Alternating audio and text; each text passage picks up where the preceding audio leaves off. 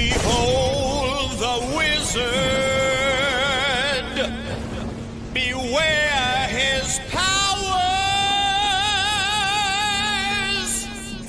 Unspeakable powers. Here's the wizard. The mystical wizard.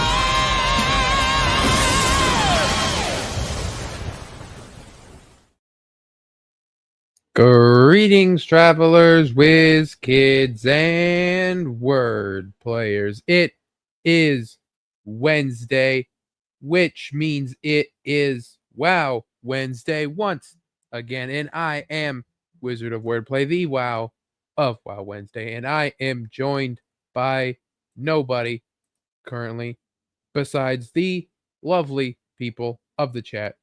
Of course, we have Grumpy. We have Victor the Lore Seeker, we have Roygen, and we have Summer Swan, Winter Raven. It has been a day, I suppose.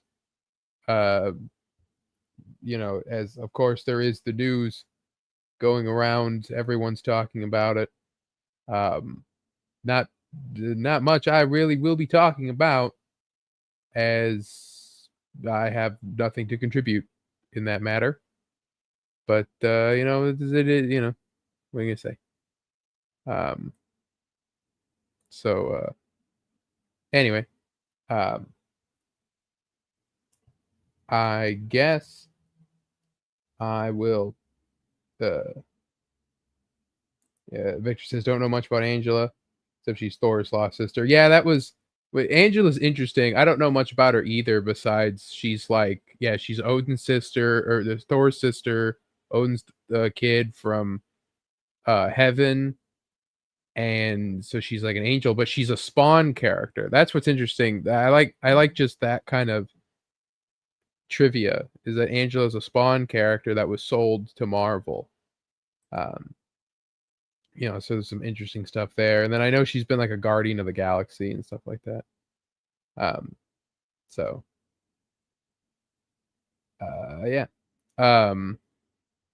I guess I'll talk about my week. I did do some drawing.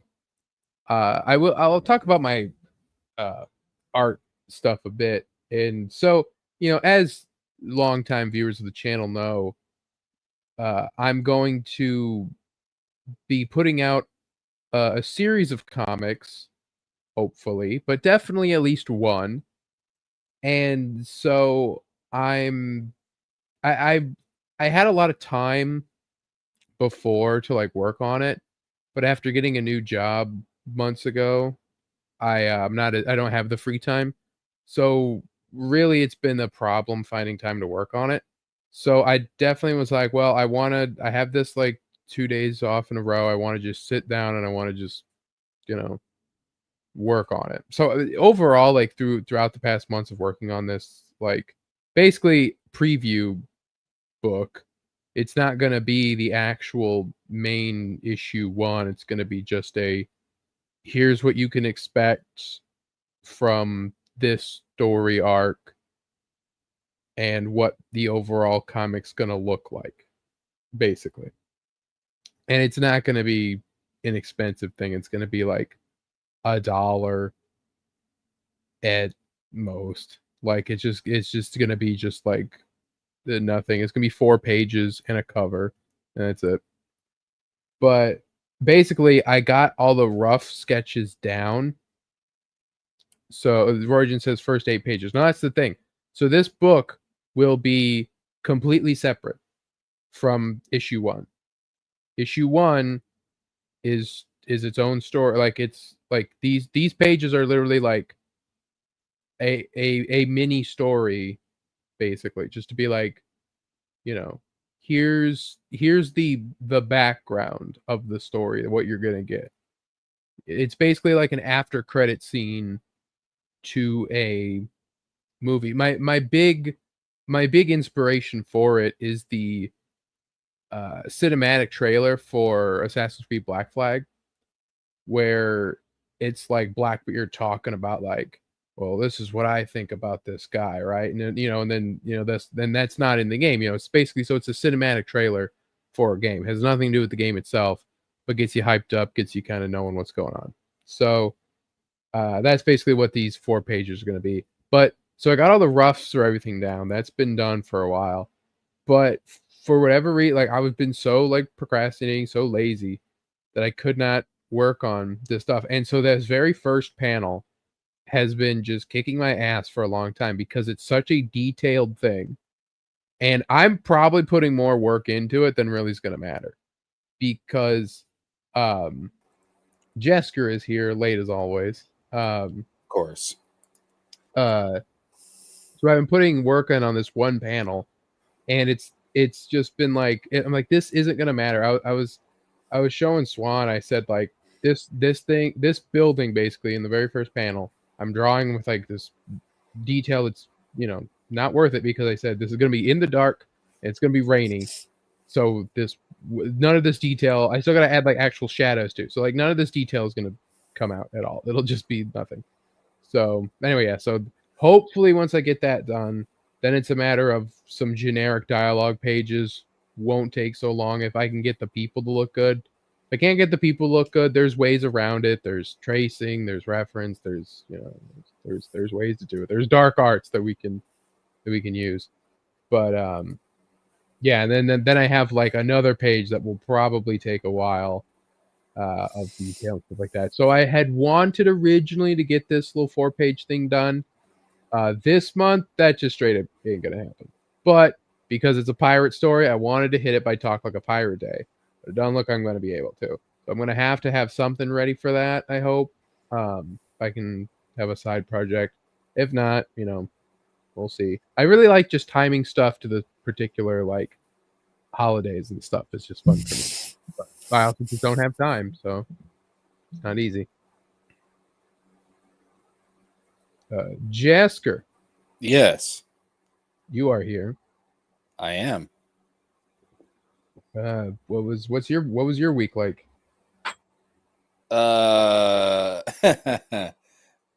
Pretty interesting, but probably not a good idea to go into it on stream. Fair enough. Yeah, well, we can talk about that in the back room. Okay. You like we didn't. Like I said, I wasn't really gonna want to talk about like the big news because So I will say, like, Grumpy left a thing about it of like, you want to have a moment of silence, and it's like, I really don't. I don't really care, but I guess like Don't I wouldn't say it like that. I don't really care. Like I'm like, I don't really care. I didn't know the guy. Just saying. All right, I'm just trying to protect you from backlash on social media.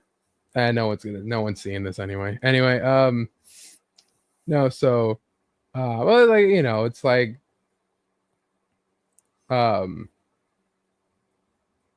like you can't see, but I'm just like, I'm literally throwing up my hands. I'm just like, say la vie, I suppose. Like I was never a big fan of him. I never watched him. I didn't. I mean, I wasn't either. I'm more left wing in my politics, but it's still like this. This is America. It should never come down to this. It should never ever come down to this. Yeah, it's weird to have that happen, and go on Twitter and see AOC and Bernie talk. Well, AOC was the one using it. And so it was like AOC being like, we need gun control. And in a way, it is ironic because he did say, if you are like, it's kind of your fault if you are killed by a mass shooter, basically, I believe was his quote. So I don't know. As far as I knew about him, he was a Christian and he lived by it, so I'm sure he's covered. Yeah, I mean, I disagreed with him heavily on politics, but there's 2 kids that are without a father, and a wife that was without her husband tonight, and they are going through an absolute living nightmare. And I just can't imagine what they're experiencing right now. It shouldn't have happened. It should never happen. This is America. Our system was designed specifically to hash out political disagreements within the confines of the constitutional system we have set up, the government that we have set up, and the fact that it has come to this, to where we have to settle our disagreements. It wasn't supposed to be this way, and it means something in the system has gone horribly wrong. Something in the system has failed, and I felt sick at my stomach when I heard it, and I'm sad. I'm really sad, and I mourn the loss of Charlie Kirk, but I also mourn. I feel like something in America has died today in terms of our system, our culture, whatever you want to call it. Just something, just I don't know, man. I don't know. Yeah, I mean, like as Grumpy points out, day before 9/11,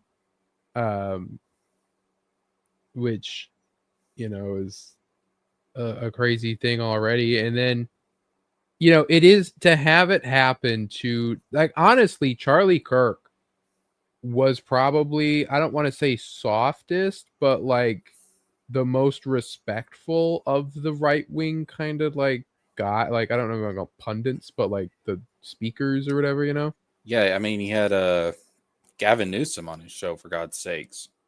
He did the whole thing with Bill Maher. I did watch that. Yeah. And so it's like he is just like, and to an extent, it's the problem when you go into these campuses, because so many of those people on those campuses think you are like the worst person in the world, right? And so you get just one crazy guy, and no,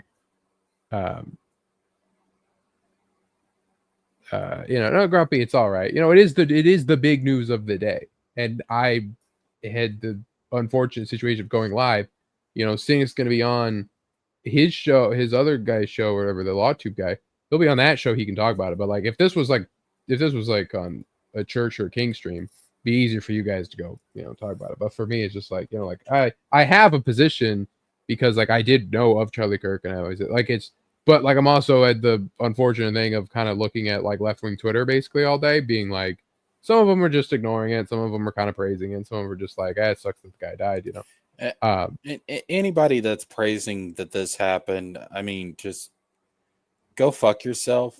And I again, I say that as someone that's more left-wing in my politics. Like, this is not to be praised. The fact that this happens means that something has failed massively in our system, because our system is designed to stop stuff like this from happening. Yeah. And have we gotten the information about the guy or the gun, or still on the run? I heard that it was an old guy, it was an older guy. No, they had somebody that was a person of interest. They've released them. That wasn't the guy.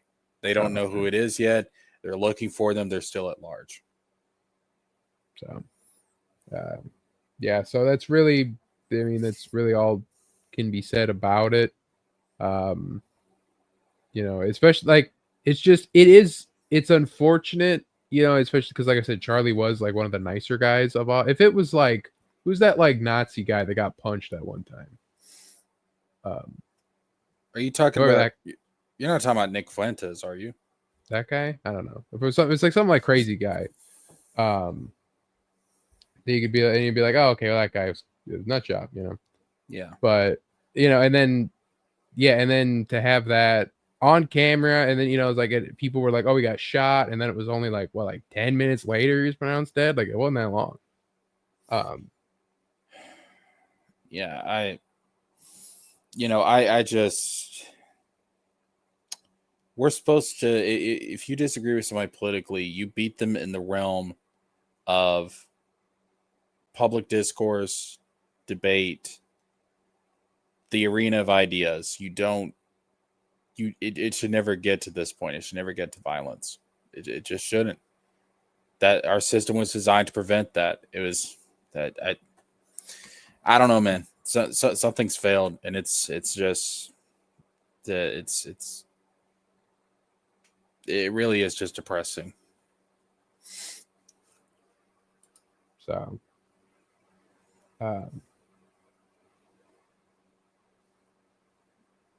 anyway, yeah. So moving to back to the lighthearted, nerdy talk stuff. Like I said, no big deal, Grumpy, that it was brought up. You know, like I said, it's unavoidable. We would have had to have talked about it. Yeah, I don't think you can be on a show today and not talk about this at some point. Yeah. But yeah, let's so something Marvel. No, actually DC, as I have watched more of Peacemaker season 2. Okay. And I will say, so slight spoilers for this newest episode, but it starts with Rick Flag Jr., a flashback of before they went to the mission from the Suicide Squad movie. But he mentions the fact, he drops a line that was like, oh my God, James, why did you do that? The implications of that. He mentions, they're like, because basically he's like, dating, you know, the character that's played by James Gunn's wife or whatever. He's like hooking up with her, but she mentions like, oh, wouldn't your wife be, you know, like mad or whatever, like, and he's like, oh, you know, I kind of want to break up with June, but she's a powerful sorceress, so she'll like blow up the world or whatever if I do that. So that is, of course, a reference to June Moon, the Enchantress, who Rick Flag Jr. is with from the David Ayer Suicide Squad movie that is not referenced in James Gunn movies whatsoever. Meaning that the David Ayer Suicide Squad movie is canon to the new DCU, but with some alterations because June Moon dies at the end of the David Ayer Suicide Squad movie. So what's not canon to the DCU at this point? I'm glad that Snowman's not here because he would hate me saying this. I have a theory, and I feel like this is going to be confirmed at some point. Man of Steel happened to the Corn Sweat Superman. And the more I thought about that, I'm like, no, wait a minute. It doesn't not fit. Because okay, you're gonna have to walk this one out for me, because here's the catalyst. Here's the catalyst, Jesker. What if Clark Kent saved his dad from the tornado?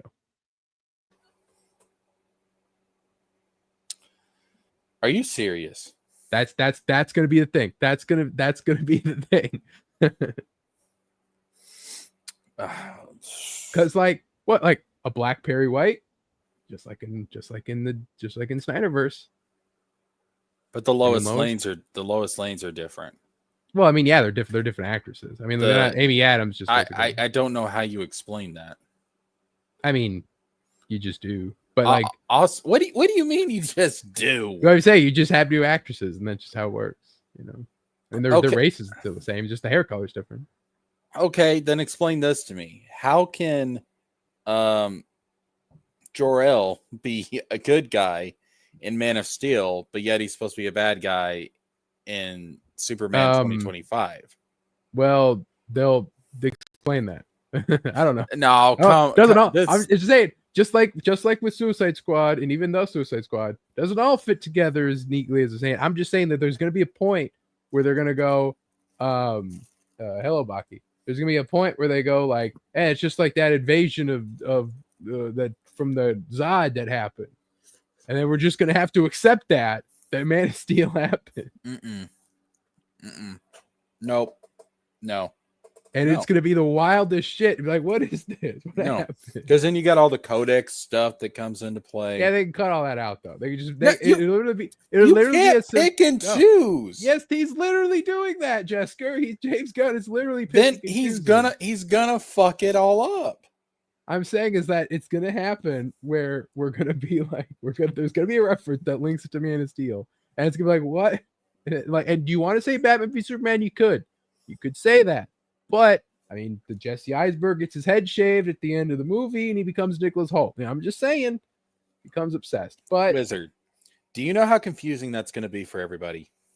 well, because like he's already doing it. You just kind of got to be like, It doesn't matter. That's not an argument, Wizard. You can't say, well, he's already doing it, but we don't. People aren't going to accept that. I'm just saying. I'm putting my tinfoil hat on. People like to think over here. They like to think about how Matt Reeves' Batman is in the DCU, and It's not. they're pretending that it's not, even though there is a lot of like definitely it thematic parallels between the two movies. It could be. It could be. Because they've not done anything. They've not done anything set in stone with Batman for the DCU yet. So they could easily incorporate the Batman as the Batman in the DCU. But that's different than taking a completely different Superman movie and trying to connect it to a completely different Superman timeline. Like, that doesn't make sense. We only think it's a different Superman timeline because that's what we think. I'm talking, this is like Superman Returns being a sequel to the Christopher Reeve movies. Like, you could be like, I'm just saying. That's people like to be that's much easier to fit into that timeline than what you're saying. There's nothing in Superman Returns that contradicts anything that came in the Superman films. Besides like technology, but it was meant to kind of be like a reboot sequel is what everyone called it. That's what this is. It is a reboot sequel to Man of Steel, and that is where I'm putting my tinfoil hat on. I think you're crazy. We'll see. I don't know. I mean, that clay. So going back to the Matt Reeves Batman thing, the Clayface set photos show like weird references to the Batman. Mm-hmm. And it's weird. It's like, what's happening over here? Like, it's literally the meme of that cat. I'm like, the fuck they doing over there? But that's easier to fit in. I know. I'm just saying that it's just like it's like what are they like? Are they merging? All they're saying is that they're not doing it. They keep saying up and down. They'll merge. There's nothing in. Excuse me. There's nothing in the Batman that contradicts anything in that would contradict or conflict with anything in the Superman 2025 film, and vice versa. There's nothing in the Superman 2025 film that would contradict or conflict with anything in the Batman. So they're much easier to bring them together if you wanted to. You can't do that with Man of Steel and Superman 2025. It doesn't make any sense. There's too many plot differences. Putting the difference in the actors aside, because I know we have like the Tim Burton Batman, we have the Joel Schumacher Batman. They're supposed to be in the same universe, although with the Flash, I don't know if that's technically true anymore. They're like they're like parallel. I think like the idea is that it's like same with like the you could say with Superman Returns. It's like a parallel kind of thing where it's like same stuff happened, but obviously like they look different. Yeah. And it's like, because even the ending makes it clear that Clooney is different than fucking what's his face? Keaton. Yeah. But just putting the actors aside, because again, like the idea used to be that Schumacher and Burton Batmans are the same continuity. Putting that aside, there's too many differences in the lore and the plot elements and the world, how it's built. Because Superman was like I know like there's this whole thing about like, superheroes being like our myths and stuff in the Snyderverse. I get that. That was cut though, so that was the intention though. No, but like that was like a plot point that he didn't even flesh out. Like he cut that very early on. What are you talking about? There was a scene with them fighting the Green Lanterns and the Kryptonians. Yeah, well, there was a plot point of the fact that it was like, the Kryptonians weren't there for that battle, but the plot point, it was the Greek gods, the Atlanteans, and the Amazons, and the one Green Lantern. I thought there was Kryptonians there. Nope. Okay, well, anyways. But I will say one of the things that Snyder had planned was that the Greek gods, the Amazons, and the Atlanteans were going to be Kryptonians that had like went to Earth. It was he What? cut that very early on in development. That's stupid. Yeah, it would have been awful. That just makes that just puts Krypton at the center of the fucking universe. That's not that Oa's at the center of the fucking universe. What the fuck? Yeah. Yeah, that would have been really, really stupid. But there's too much difference in how the worlds work for that to make sense. That Superman 2025 has anything to do with Man of Steel. It doesn't make sense. I mean, I'm not Superman saying they finds that Kryptonian ship in the Arctic. There's robots in it. The pod's open. That Supergirl's pod. I'm just saying. I think one day, because we do know that in Superman 2025, there are people that are aware of parallel universes. I think one day you could see Henry Cavill's Superman cameo in a future James Gunn movie. I think he could show up at some point. Well, people want the Supergirl from The Flash. People want her to be recast as Power Girl. That could work.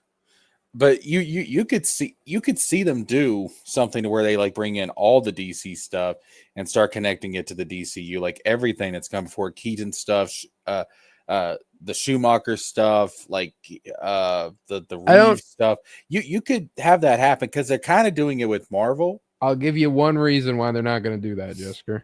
Why? It's called The Flash. Remember that fucking scene where they're basically doing what you want them to do, and it was all CGI and AI and awful. I'm talking about 10 years down the road. CGI. I know, I'm just saying that CGI and AI. People are always going to be. I mean, they could still do it, and then people just look back and go like, fucking beat the Flash. Flash is some shit, you know. I'm not saying, man. Do Crisis on Infinite Earths. Yeah. I'm just saying. Sorry, I'm eating dinner. I'm just saying, man. They could easily do something like that, and then you could get your Henry Cavill Superman, and it's all connected. It's all canon. It's all part of the DCU. It's always been connected.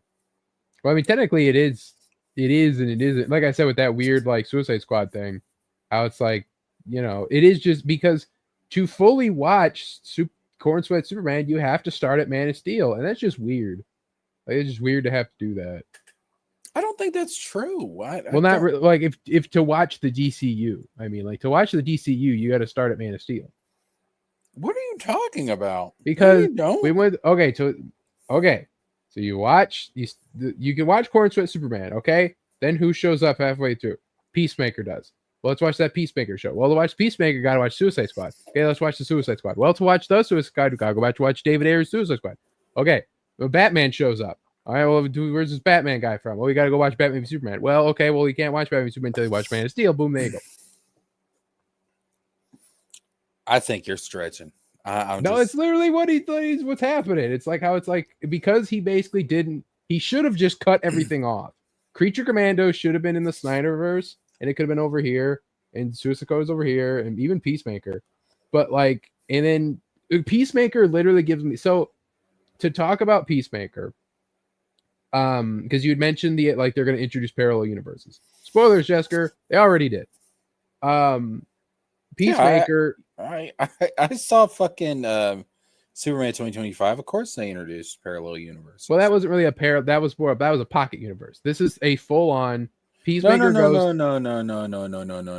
I'm talking about at the end when Ultraman literally gets knocked not into a pocket universe. He gets knocked into another parallel universe. He gets knocked to a black hole. We don't know if it's a wormhole. Anyway, black holes lead to parallel universes. Again, though, it doesn't matter because Peacemaker season 2 has Chris go to an actual parallel universe where everyone is all happy and he is a hero. His brother's alive. His dad's nice. Everyone's different. Like Rick Flag's alive, but he's like a goober. And on the surface, this world seems really nice and, you know, and it's like the best universe ever, but it has some slight alterations. Like he has a poster that's like says pour some honey on me. It's, you know, it's like the album, you know, but it's not pour some sugar on me, it's pour some honey on me, you know, like a slight alteration. But what people noticed, and so spoilers for possible upcoming plot, if just back out for like 5 minutes. What people noticed is that in this world, there are absolutely zero brown or black or Asian people. So he's actually on Earth X, the one where the Nazis won World War II, and the world has been ethnically cleansed and is a totalitarian like state, basically, possibly. And he doesn't know Oh it. And God.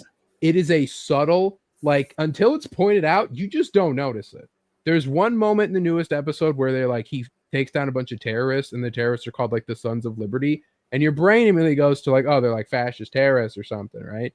But then when you kind of like think about it, and you're like, well, wait a minute, what if they're actually fighting against this like fascist regime or whatever? And then, like I said, you notice like nobody, the extras, no one. And so people are wondering how they'll basically find out. And it's an interesting, because it's like, the dad's nice and the dad's happy and all this. And if you know Peacemaker, you know that like his dad was like this terrible racist guy.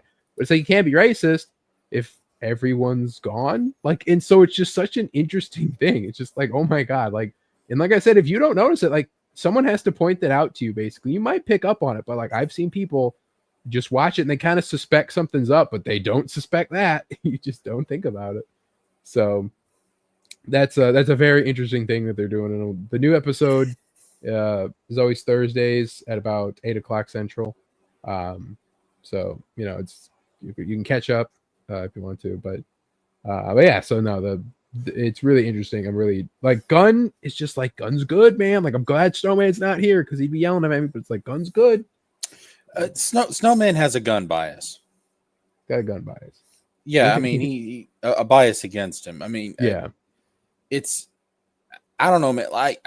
I'm so glad that I purged myself of all biases a long time ago when I performed that ancient Chinese ritual on my soul.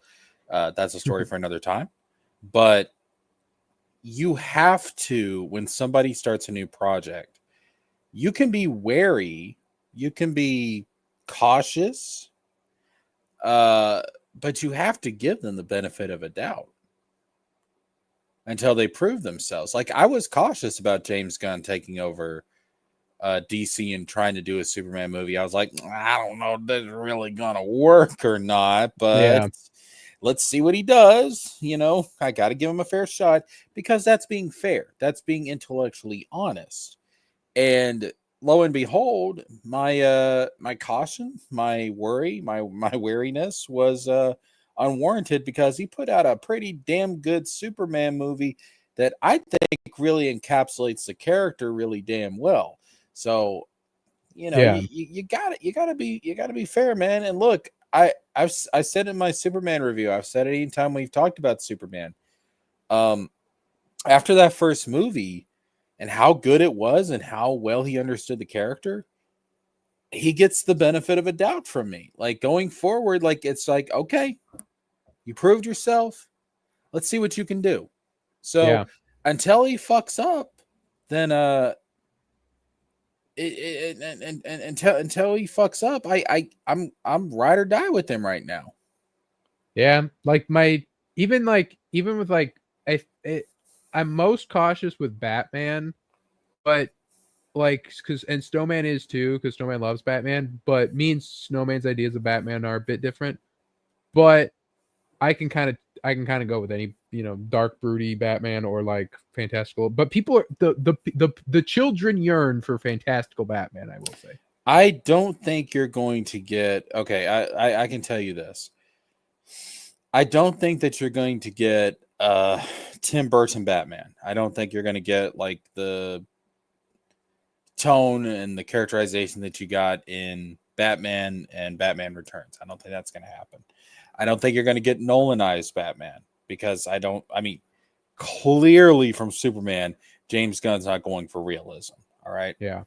I don't think you're going to get the Matt Reeves Batman. I know people are saying they could connect. Maybe they will. I think that's a little too dark to be put into a universe that is trying to appeal to all ages. That includes kids. I thought that movie was it's a good movie, but it's not a kids movie. It's not a kids movie.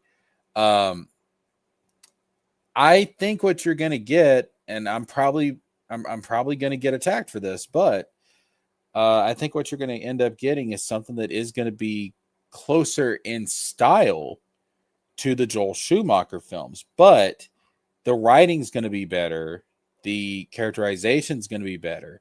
But I think in terms of style, and look, I'm kind of hoping it's more Joel Schumacher, because it did bring the fantastical in terms of the look and the style.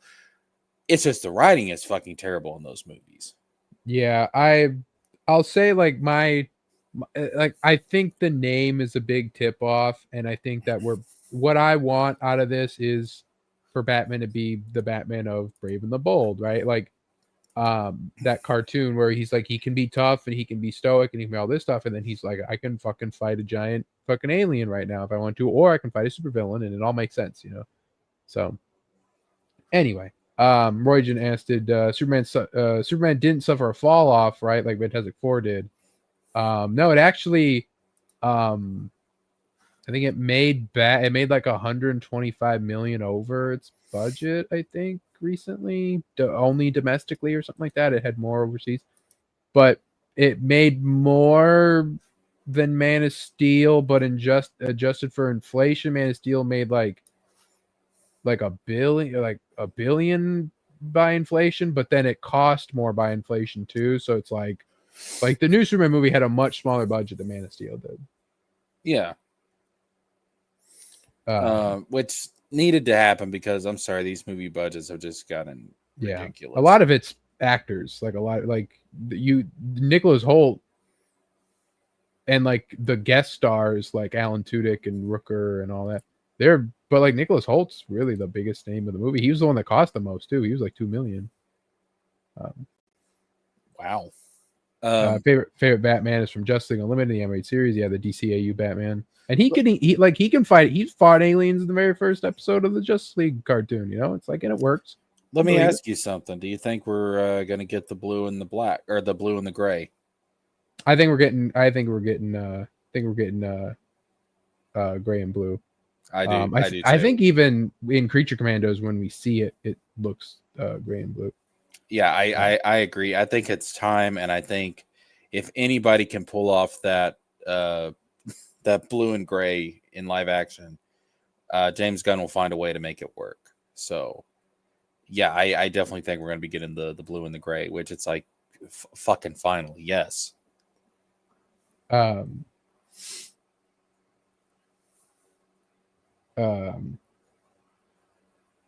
and so yeah, I think we're getting. I like, that's why I'm like, I feel like the Brave and the Bold. Sorry. The Brave and the Bold thing is really just what I hope to be the guide that they use. So what's really throwing me off about it is Damian Wayne. Yeah. Like that's what's throwing me off, because whenever I think about Damian, and like, because I'm assuming this is probably when he first becomes Robin. Like, that's usually that's a bit of a darker atmosphere compared to something like Brave and the Bold. You know what I mean? It's like, because you've got, like, he's still dealing with being raised by Talia and Ra's al Ghul, and it's Batman's trying to like get that influence out of him. So Damian just really throws me off as far as like what they're going for with Batman here. Yeah, so we'll we're on this topic, so we'll jump ahead to this one. Do you remember last week, Jessica, when we were talking about the Man of Tomorrow movie? Yes. I, of course, made a prediction that said it was going to be a Lex Luthor Superman buddy cop team up movie where they must team up to fight the bigger threat. Mm-hmm. And I believe you were interested, but you were like, Like, I don't think that that's what it's going to be, right? Is what you had said. I just can't imagine this Superman and Lex Luthor teaming up. So, James Gunn says that Superman Man of Tomorrow is going to be a Lex Luthor Superman team up movie. It's a story about Lex Luthor and Superman having to work together to a certain degree against a much, much bigger threat. According to the Howard Stern show. Lex is going to stab him in the back with a kryptonite dagger. Or he's gonna he's gonna secretly have something, or he's gonna do something. Yeah, I mean, I'm sorry, you cannot trust this Lex Luthor.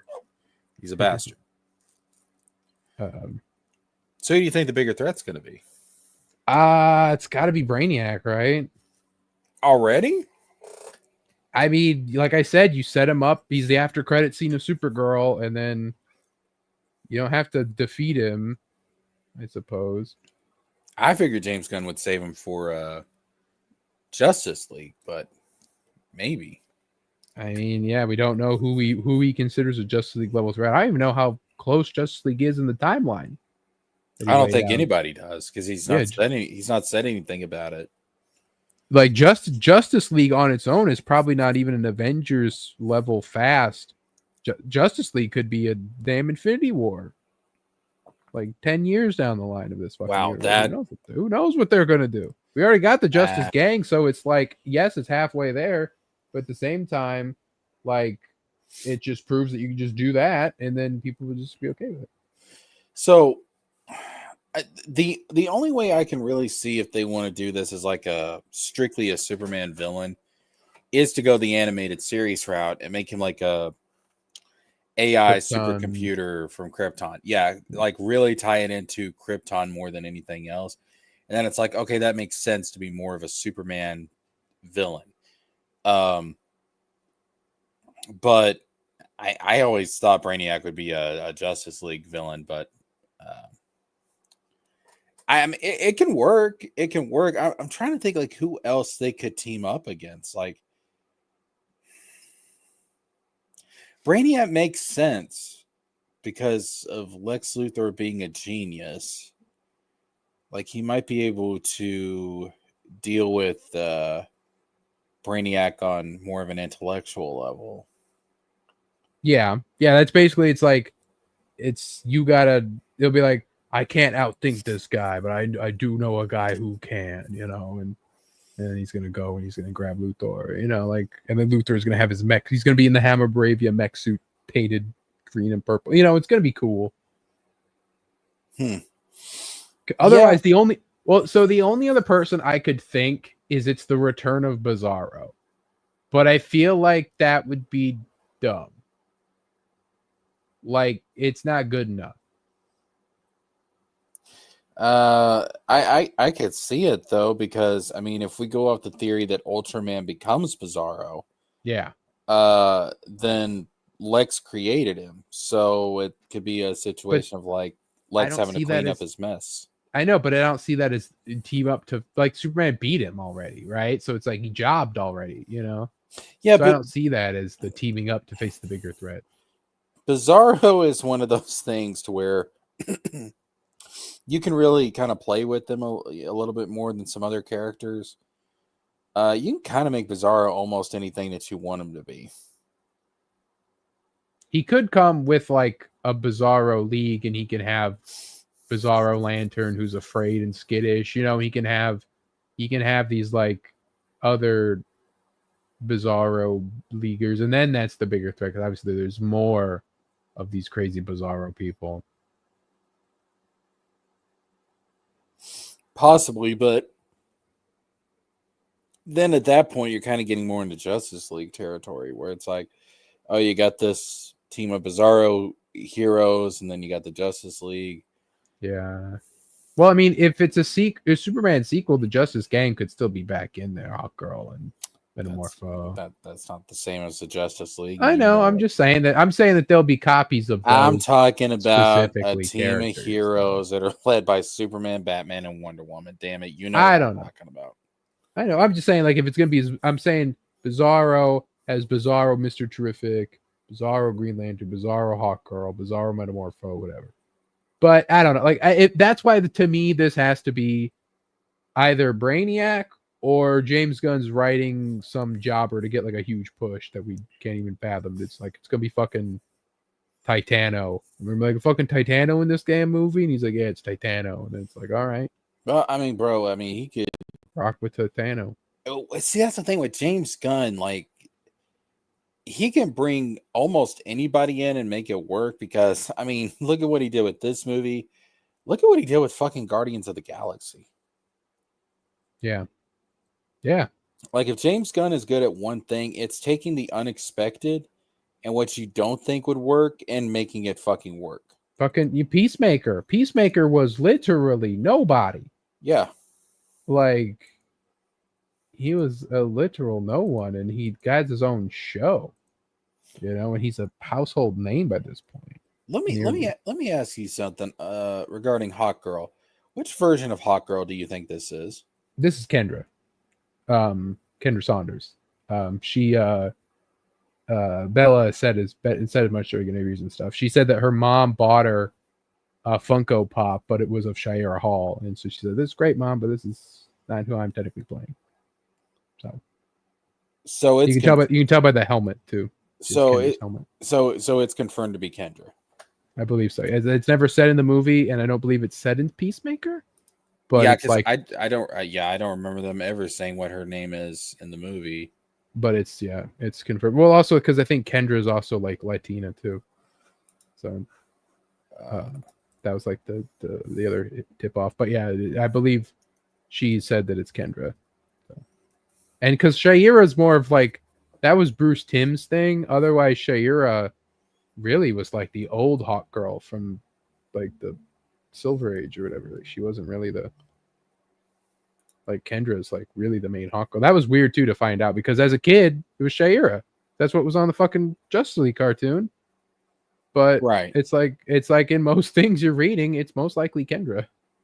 Well, see that's what I was gonna ask is do you think we're gonna get like the backstabbing treasonous Hawk Girl that we got from the animated series, or are we are we getting reincarnation Hawk Girl? I don't even like because I don't know if they're gonna even. She might just be. We have these wings from Thanagar, and that's just how it. I don't know. I don't know how much depth they're gonna give her. It depends on if they make her a Justice League member. Well, so one thing someone said was that if you look at the characters and how basically what we're looking at is we're going to look at like the lineup of heroes and they're all going to split off and make their own teams. Superman's going to form the Justice League. Then there's going to be the Justice League Internet. Guy's going to have Justice League International with Maxwell Lord. That will have your Fire, your Blue Beetle, your, like that comic, JLI comic. Mm-hmm. Terrific's going to make the Terrifics. And I think they said that Kendra was going to have something, or she was going to join Justice League or something like that. But they basically wrote that out, that it's like, because Metamorpho joins the Terrifics, I believe. And stuff like that. Like there's like a way to like do that where it's like, we're not going to have this whole, everyone's a part of the Justice League thing. We're going to have like, do what they did in the comics. We're going to have this one. Yeah. They'll do that. If they want Kendra to be a founding member of the Seven, if not, I'm not sure, that's up to them. Yeah, because I'm just looking at it and we've got John Stewart, Green Lantern coming and Hal Jordan already too. Yeah, but I think John Stewart's going to be the main focus of that He series. will be, yeah. So you've got John Stewart, you got Hawk Girl, you got Superman. We know that Wonder Woman and Batman are coming down the line. I'm looking at that and I'm like, this is starting to look like the animated series Justice League. So, yeah. I mean, I'm assuming, if I don't know if Martian Manhunter is going to be in that, but possibly because we didn't get him. We got him a little bit in the Snyder Cut and that was it. I assume they'll be, but then it's like you said, like, at what point are we just doing the Justice League animated series version? Do we really need to do anything else ever?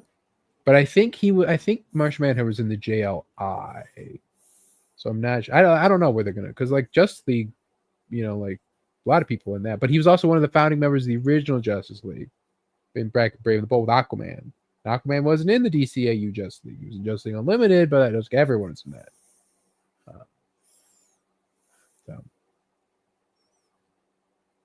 Let's Anyway. just do a live action version of the animated series. Fuck it. Just watch the animated series again, Jessica. I you know what? I'm gonna do that. Fuck you. I'm out. Let's do that right now. Yeah, I'm doing that right now. Fuck y'all. So, anyway, Marvel Rivals. As I still track it and keep track of it and everything.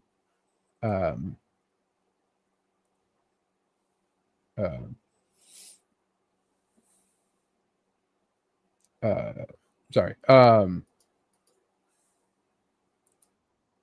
So they basically have upped their production to release a new hero every month is kind of their idea. So, of course we got Jean and then we got Blade. I wasn't able to cover those on stream because I was moving and it was I didn't have internet. And then I was we missed Ultron, we missed Jean, we missed Blade. But Blade was cool, but otherwise there was never really something to grab you. But this next two they got here, we got Angela and we got Daredevil. They're doing an Angel and Demons thing, and they have really upped their production on these animated trailers. So we'll watch this one too.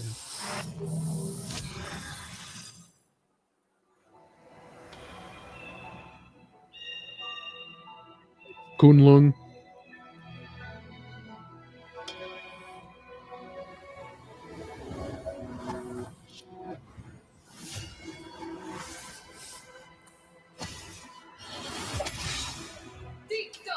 Guardian of the 8th city, surrender to the hand of heaven.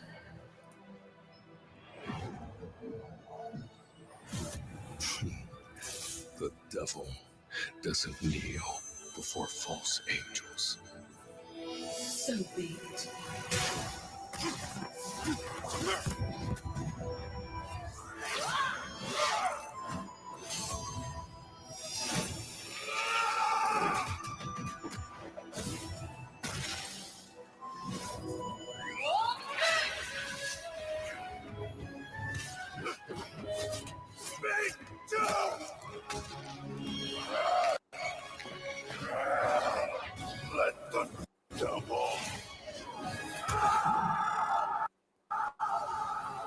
You are not the only one without fear! Yeah, the anime cut-ins that they're doing now. You're gonna have to get into anime, Wizard. The rest of the world is doing it. Even Marvel's doing it. You don't have a choice. They kind of wear their influence on their sleeve here. So I know that Grumpy, obviously, he has his thoughts on Angela here. And a lot of people just don't know her enough to really kind of care. But I do know that her design is getting some praise, but mainly because she's wearing next to nothing. She's 8 feet tall and she has defined muscles, abs, and thighs and stuff. So,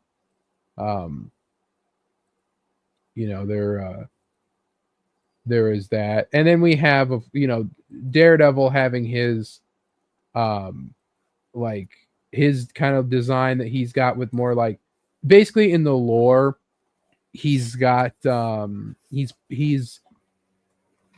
possessed by the balance keeper of Kunlun or something. It's demon, and that's basically what the idea is.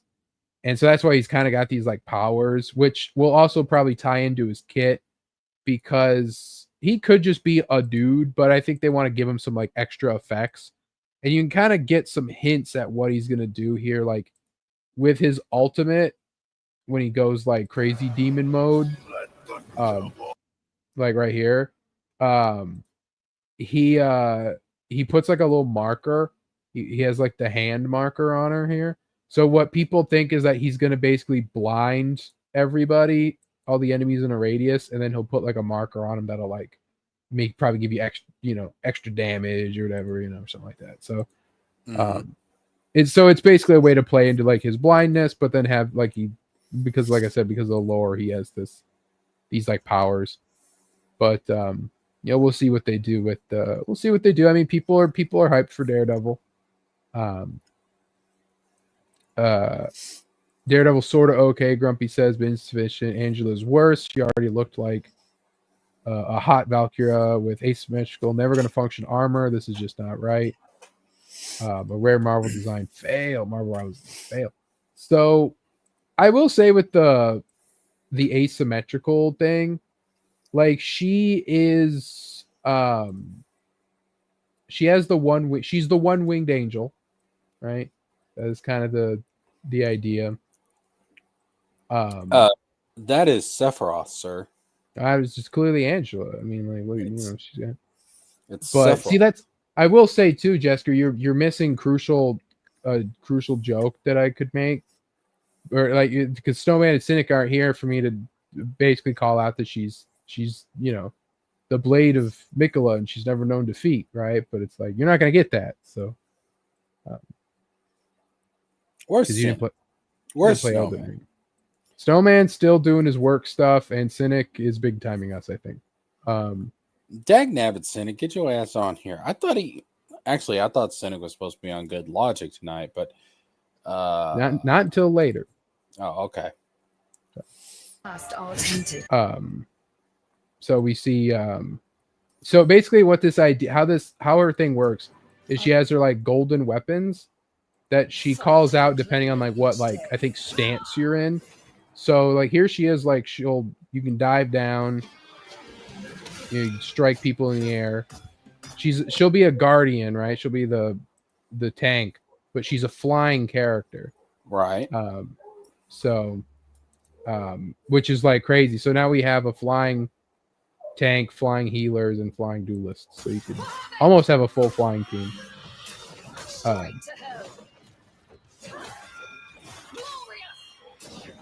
Thoughts and prayers. Blessed blades.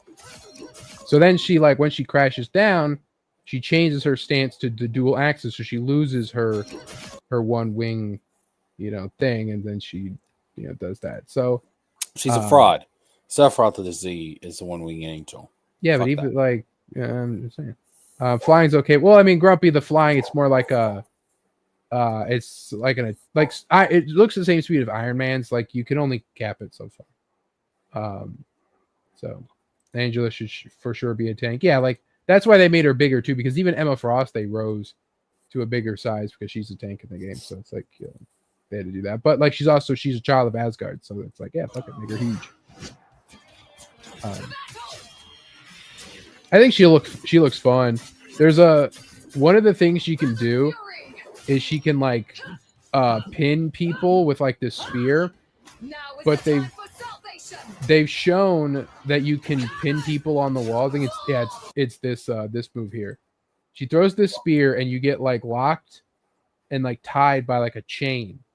But people have done that where you can like throw it up on a wall and get someone to literally like hang there and swing back and forth, unable to like break it. And so they're like, there's like stuff online about, because the character's not out yet, but there's like early players, but it's like putting like the angry Wolverine in a timeout, and it's like Wolverine like flying towards them, and it's like, oh, and it's like stuck. It's on his leash. It's pretty funny.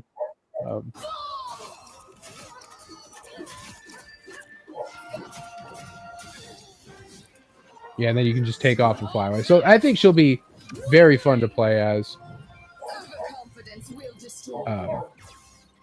So this is a better look at her look there. So, I think she'll be fun. I think she has a good look. I know that I've seen fan art already. People, of course, thirsting over her, as happens. They also have their battle pass system, which this one I really want to see Grumpy's reaction to this very first skin.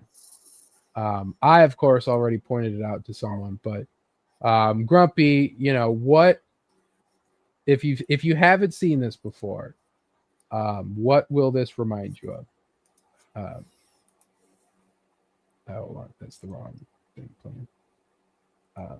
I mean, this reminds me of like anime Corella Deville. Well, that is Luna Snow. That is the character created by Marvel Future Fight, and then was added to the comics later. But basically, they do this like this half and half, like because Phoenix was part of the last thing, so they have some Phoenix and symbiote skins they're still kind of working through. But Luna Snow has ice powers, and she gets best by the Phoenix, so she gets fire powers. And so she gets a skin that is fire on the one side and ice on the other. And so I was, this is again a grumpy question of, what this kind of reminds him of.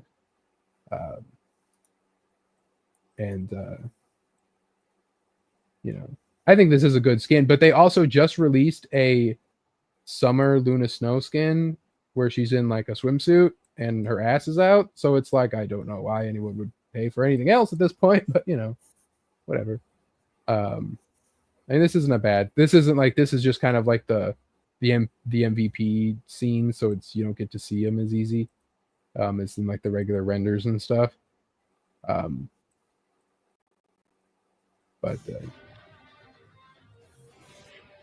Yeah. And also, she looks way better without the mask, and everyone's like, "I wish she didn't have the mask."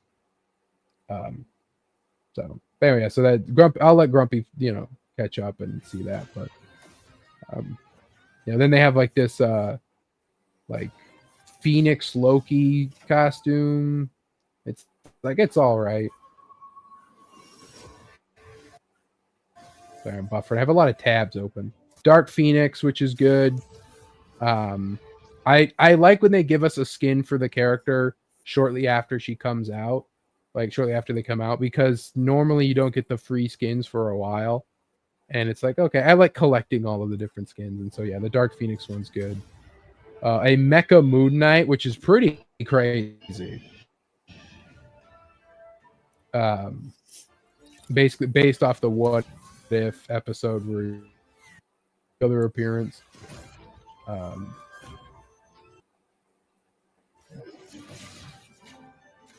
Cowboy Star-Lord. They have your we'll show these off. They have just classic lame recolor of Doctor Strange and a recolor of Bucky. Lame, but for completely free, mind you, if you play the game. And you don't have to buy the season pass for this because they have like 2 free skins in the season pass. This is one of them. Classic Captain America. Literally the only Captain America skin you'd ever need to use. This is almost, you could say, was his default look, and people would believe you. This is what he's supposed to look like. And then they have Trial of Magneto. This is also one of the free ones. His costume that he gets at the end of X-Men 97. Yeah, I like that. I like that Magneto. Yeah, obviously from the comics as well, but Old Man Hawkeye.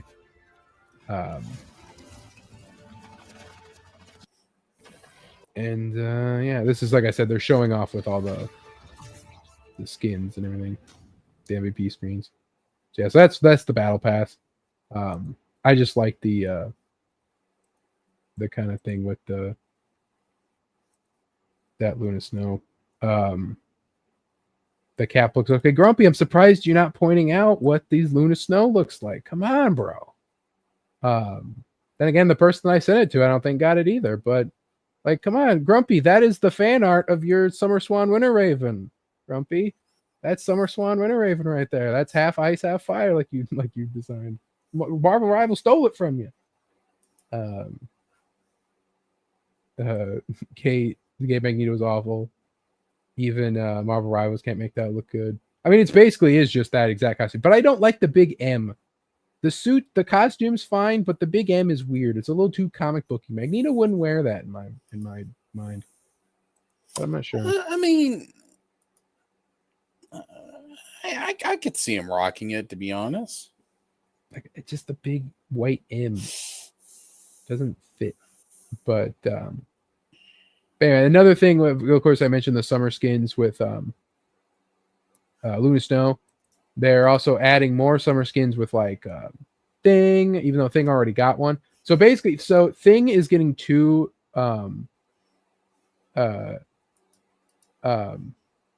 no, so Grumpy, remember you did the Summer Swan Winter Raven art, remember?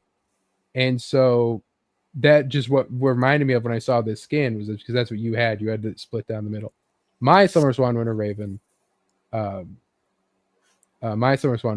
is different. But I sent the picture of this Luna Snow skin to Swan. I said, hey, it's you. They're adding you to Marvel Rivals. So anyway, they're adding more summer skins, and they have two for the Thing because basically someone had this idea to make Thing in like a thong and call it the Thong. Oh my god, man. And so Marvel Rivals made now. the thong. They made the thong, Jessica. They basically made a skin where he's completely naked except he's in black underwear. And he has like a what layer. The fuck is wrong with us as a species, man? But they had that, but then they just have a regular Thing skin plan where he's in like a Hawaiian shirt, flip flops, and like he has like suntan lotion on his nose, like sunglasses and stuff like that. So they're doing that. But they have a skin for Mantis and a skin for Sue Storm. But they basically were the crazy madmen who make these skins, right? They were like, well, let's do the original Mantis design that people don't like, because it's very fetishistic and weird. But let's make it a swimsuit and it works. And it's like that's how we do it.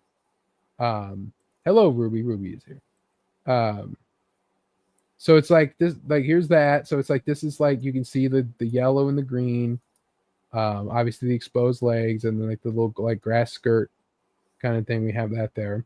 And even like the side like pauldron things. So we have that. And then a skin that people thought would never be added to the game. They were never going to do it. The boob window skin from Fantastic Four after Sue becomes Malice. But it's like they were never going to do boob window because it's stupid. But as a very stylized swimsuit, it works really well. And so it's like, oh my God, we've done it. The madmen, they figured it out. So yeah, so I just thought that was like a cool, like their concept art people are always so good with that stuff. They know what they know how to make all that work and how to really, like there isn't really a skin that's like based off and not right but close needs the rest of Susu. Like it's obviously they were like they're like I said, they're taking their liberties for it, but they got the boob window. They made the boob window work. They did the impossible, did what no one thought they'd do, and they boob windowed out. So,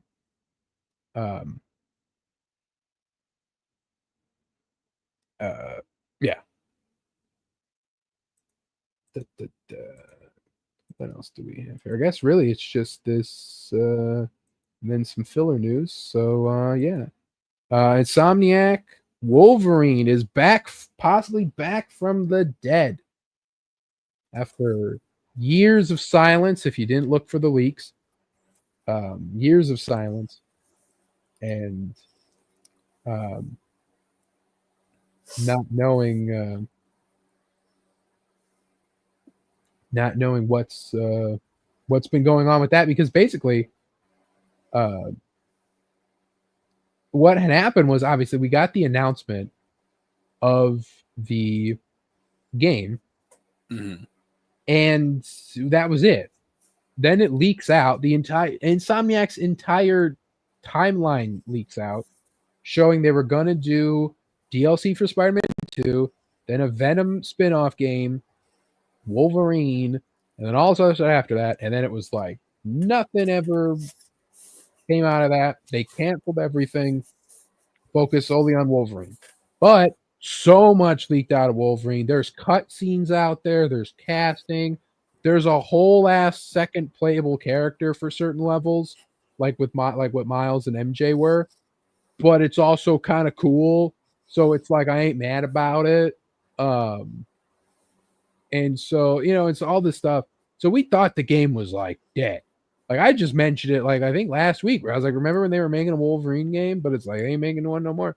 But basically, according to Insider Gaming, which usually you see this stuff and it's before something's coming out, we'll see it at the PlayStation State of Play the end of September.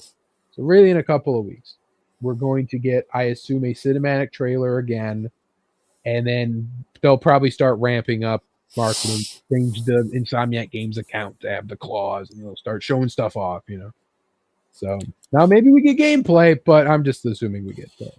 Kind of surprised. I thought if we were going to get, well, I was thinking maybe Game Awards, but I could see gameplay at Game Awards. Yeah, I could see that.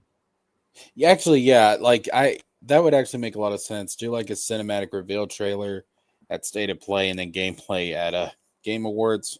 I could see that. Yeah, because Spider-Man wasn't, when we got the trailer for Spider-Man 2, it wasn't long after that we got the actual gameplay and everything, but it did feel that way. I remember it feeling like a while, actually, when we just had that like one cinematic trailer. So I suppose, yeah, what we're going to see at State of Play will probably be the cutscene. So it'll be the in-engine cutscene. We got the cinematic reveal. This will be in-engine cutscene of like Wolverine walking through the snow and fucking Sabretooth jumps out, something like that, and be like, oh god, it's fucking Wolverine, so cool. And then we're gonna start, like I said, they're gonna ramp up production. We're gonna see more from that. So I'm excited. I will dust off my copy of X-Men Origins Wolverine the game and play through that again, just because the only game you have really to be Wolverine in. But no, I'm excited. I mean, I know Spider-Man 2 didn't hit the same as Spider-Man 1, sadly. I feel like DLC would have saved that game a lot. And they just canceled it. And we didn't get that Venom game. I feel like another rewriting of the script would have done more wonders, to be honest with you. I don't know. I feel like they could have used taken another look at that before they Oh, definitely could have. Yeah. They basically, the biggest problem, that game should have ended with Spider-Man getting the black suit. The game should have ended with that. Yes. Venom should not have been that game at all. Ooh, Venom should have been. Venom should have. I mean, like Venom. Like the black suit's there. Venom. Not there. Not the villain until the third game. I don't know about that because Venom was set up in the first one. The black suit set up in the first one. Oh, the symbiote, I mean, bro. Like you get the black suit. It's obviously setting up Venom. I know, but I'm saying like you continue the slow burn. Venom, you don't go right into like symbiote. I'm saying symbiote, Venom, two different things. Symbiote, that's the core of that. You get the gameplay, the symbiote, all that stuff, and then the darker elements of Peter starts coming out. At the end of the game, he's a big asshole, right? And then maybe you pull the suit off at the end of the third game. Either way, Venom's not, or the end of the second game. I mean, either way, Venom is not in this. He does not. You have him maybe fall on the guy, have all money Brock or claimed by Harry, whatever it is. Then you tease at the end like, he's got the big teeth and it's Venom, and then boom, then it's like, oh fuck, we're gonna fight Venom in the third game.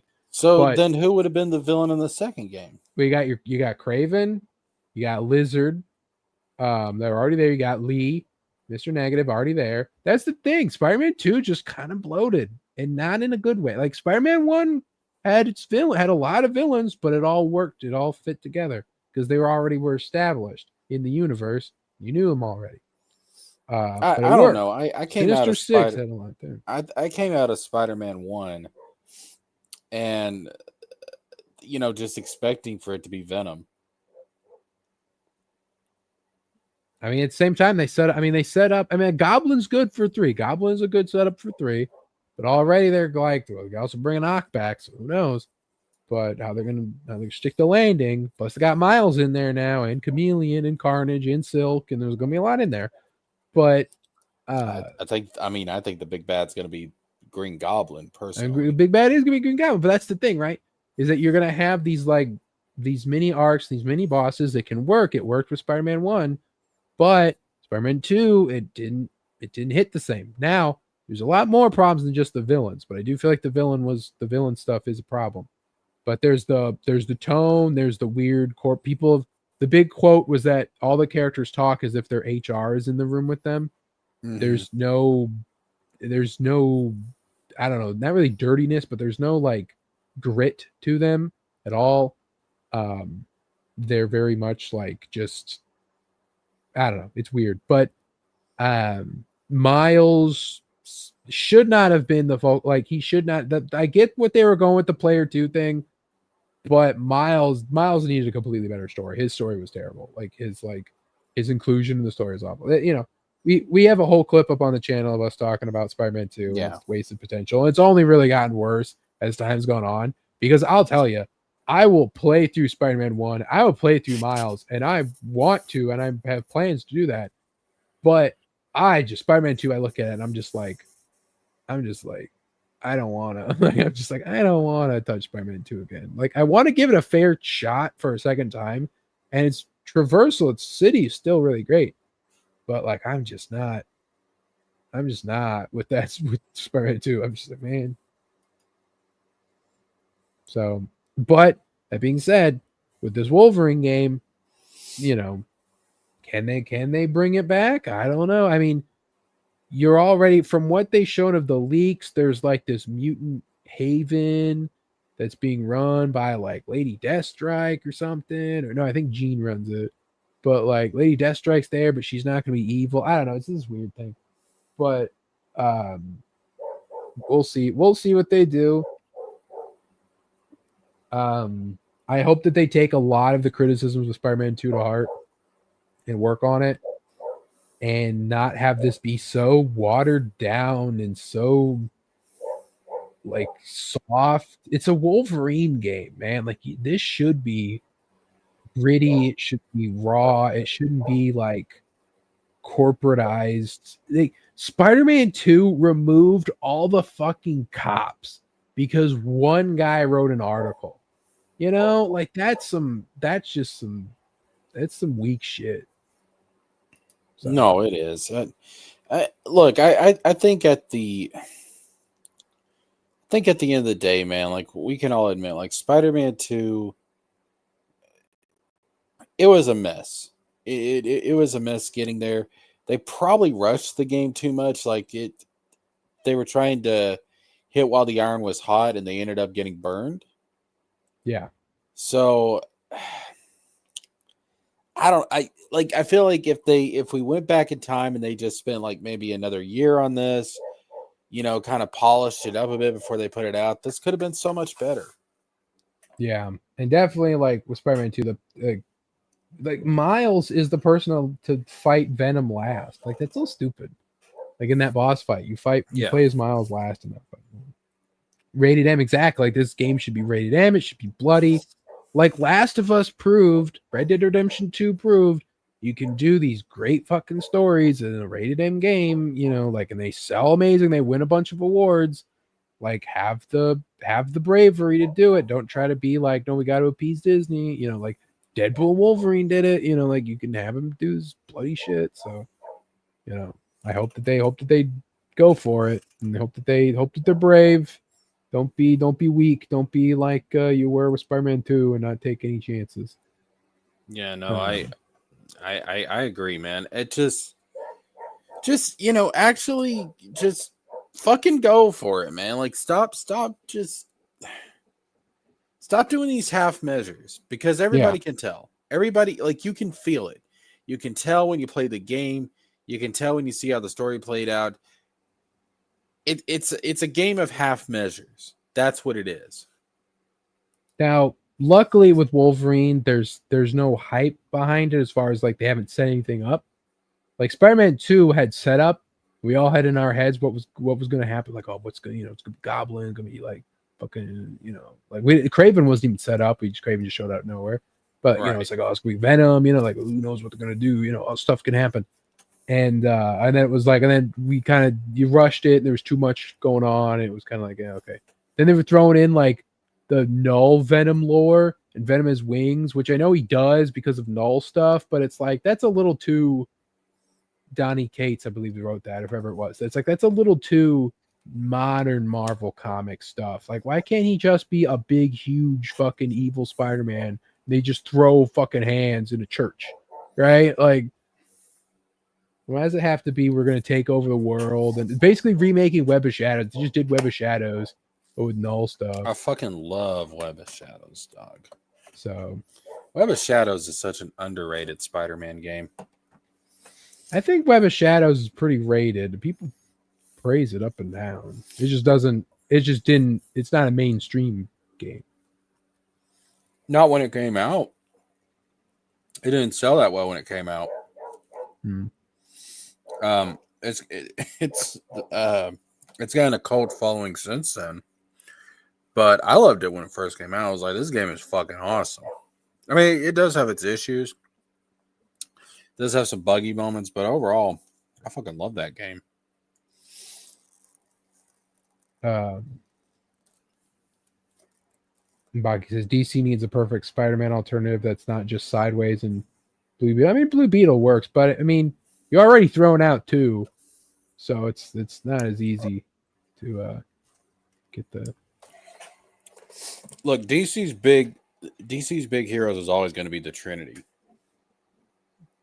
Yeah, Marvel's biggest hero is Spider-Man, whereas DC has the three. So. I mean, at the end of the day, here's what it really comes down to. DC has the Trinity. Batman, Superman, Wonder Woman. Yeah, there's the Justice League, but they're at the core of the Justice League. Marvel has what I like to call the four pillars, which is Spider-Man, Fantastic Four, X-Men, and Avengers. That's the four pillars that hold up Marvel. So Marvel's got the four pillars. DC has the Trinity. That's how it. Yeah, that's how it is. Marvel has no Wonder Woman. It's true. Storm gets pretty up there, but Storm, I don't think Storm. I mean, Storm's had like her own, I think, series, but she's not like. She's a team. She's from a team book, so yeah, like, I'll agree to that. There's no big push. Yeah, there really like, is no Wonder Woman equivalent in Marvel. When you're talking about like who's the Spider-Man, like you don't have to think in strictly like street level power set stuff like joyful acrobat, whatever. You really kind of look like, you got to kind of look at cultural, relevancy, single solo runs, all that stuff. Like Nightwing is the DC equivalent to Spider. I don't know about Nightwing specifically, but there's an argument to be made for Robin. There's an argument for Robin, but even then, yeah, that's a tough one because I would argue. Call me crazy, Jesker. Spider-Man's equivalent in DC is the Flash.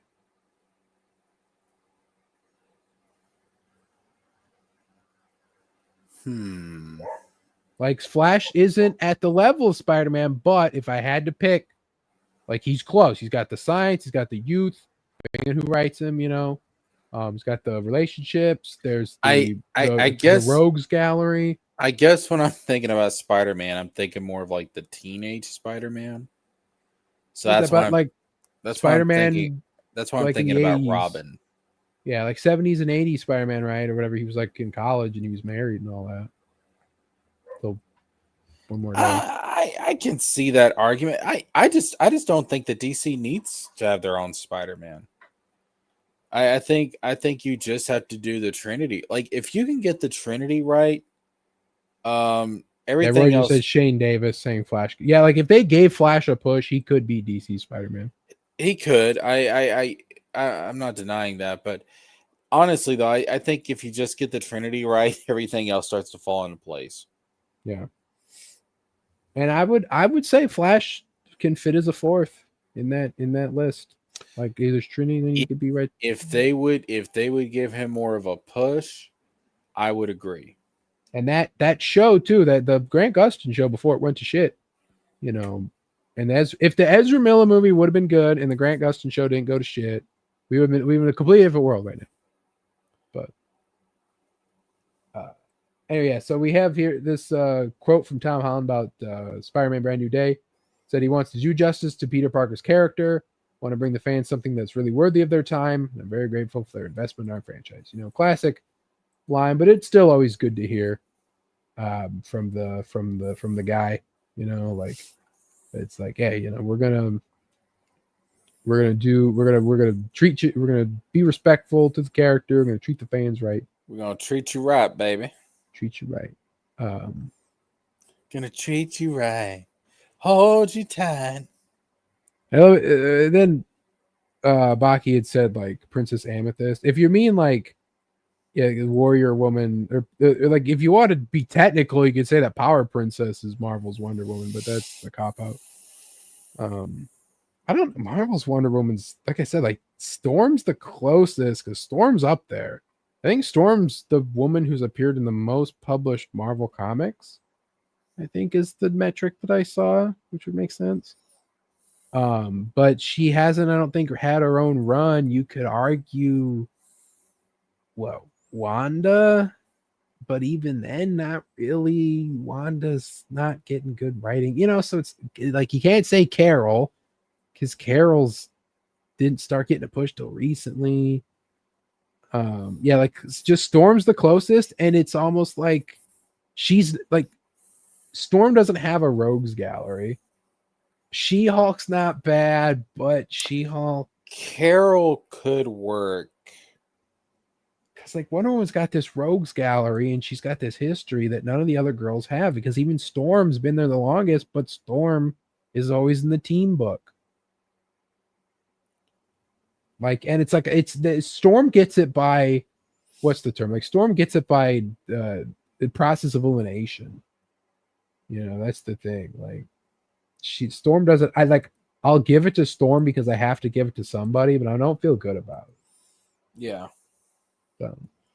But I mean, the thing is, man, like when it comes to female superheroes, it really is Wonder Woman at the top versus the world. And then everybody else is like way below that. Yeah, Lady Thor, Jane Foster, yeah.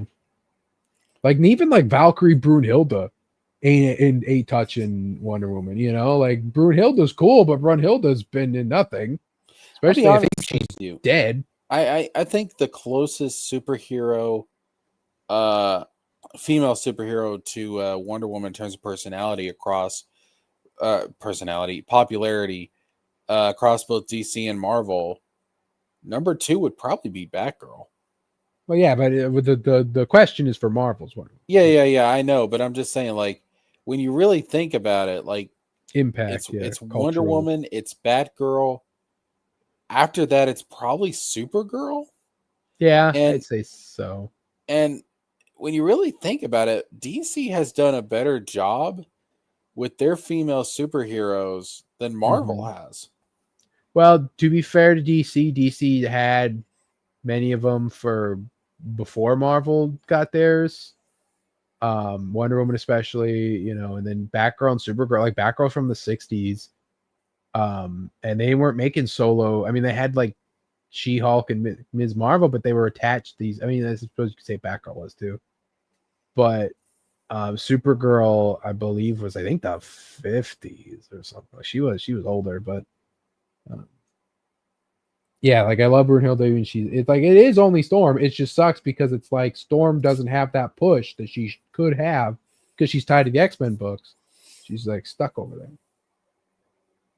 So yeah, she doesn't really stand on her own. Yeah, there's no like there is some Storm solo issues, I'm sure, but there's nothing jumps out as like. But when you think of Storm, you don't think of her on her own. You think of her with the X-Men. Like if we would have lived in a world where back in the 80s they would have branched off Storm and made her own thing, we could have had like they did with Wolverine, right? Wolverine stands on his own in a lot of people's minds. People think Wolverine, they don't immediately jump to X-Men. They can. But Wolverine had these long years on his own, where Cyclops didn't have that. Right, he's got more emphasis. So, like, if Storm would have had that, we would have been having a different conversation of like, Storm is up there. And really, when you think about it, like Logan has a history. Like that really does precede the X-Men. So he's not strictly tied to the X-Men. Yeah. You feel me? Yeah. I mean, he debuted in a Hulk comic, you know? Yeah. So, I mean, like Logan is an X-Men, but he's not strictly an X-Men. Yeah. So we got this Russo Brothers teasing a cryptic new Avengers Doomsday picture, and it's just a gargled mess of nothing. So Yeah, that's the anti-life equation. somehow Doctor Doom. Yeah. It actually does maybe kind of look like Reed's chalkboard, but I don't know. Doctor Doom tricked Darkseid, and now he's got the anti-life equation. That he would do that though. He would trick. Absolutely. Absolutely, he would. Yeah. Like, he would definitely attempt it, but Doom would be able to do it. And then Reed would trick him into giving it up, and then he'd be like, "Oh, Richards, I lost the power again." And then that would take like 20 issues to resolve. But yeah, he's got the anti-life equation. This is going to set up Justice League and Avengers versus Doctor Doom. It's going to be insane, bro. It's coming out 2038. Fuck it. Would you say that Lex Luthor is Doctor Doom's equivalent? Is Lex Luthor Doctor Doom's equivalent? Like, because people know Doom and people know Lex Luthor. And Luthor can be a villain of a whole Justice League, just as Doom can be a villain of a whole Avengers. You know what? Yeah. Yeah. Because I'd say that's a fair comparison. Because like Thanos is Darkseid, that's the kind of thing. Yeah. You know, so it's like you can't bump Doom up any higher because there's no one, unless you want to say like Doom's a Brainiac equivalent. But like as far as like cultural relevancy goes, because Brainiac became like a term for a smart person because of Brainiac, I believe. Like I don't think that was a thing yet. Yeah, I would say I'd say saying that Luthor is the DC equivalent to Doom. Yeah, I can roll with that. I would say like now we're getting to like power level talking, Grumpy, but that's all we're talking about. Yeah, I was more talking like cultural like significance. We're talking about their cultural significance. Yeah. We're also talking about similar roles that they play within their respective. Because Thanos for the longest time was not at Darkseid's level in the culture. The movie shot him way up there. Yeah. Oh yeah. Yeah, but before that, Darkseid was the big bad booty daddy. And even then, I would say Darkseid, Brainiac was better than Darkseid as far as like culture goes, because Darkseid wasn't in anything. Brainiac, like I said, they invented the term for like a smart person from that character. And he was in the comics a bunch. He was in the Super Friends cartoon, and so was Darkseid after a while. But like, you know, I think what really pushed Darkseid was the Bruce Timm stuff. The Bruce Timm stuff, yeah, like that. Yeah, that happened, and then you know he'd start getting appearance in other cartoons as like the final boss. But you know, Thanos was just never around. Like his biggest thing, he was in the Silver Surfer cartoon. I have such an urge to see Michael Keaton Batman, Christopher Reeve Superman versus Darkseid. Yeah, why? If you can't Linda Carter, Wonder Woman. Let's fucking go. Let's go. We could, if we had time, we could find some more of those AI trailers to watch. I'm sure one of them's done that. Truth be told, Darkseid only ever fought Justice League 2 or 3 times ever before Bruce Timm animation. Yeah, like Darkseid is a Superman villain. You know, we talked about that before. He's a Superman guy.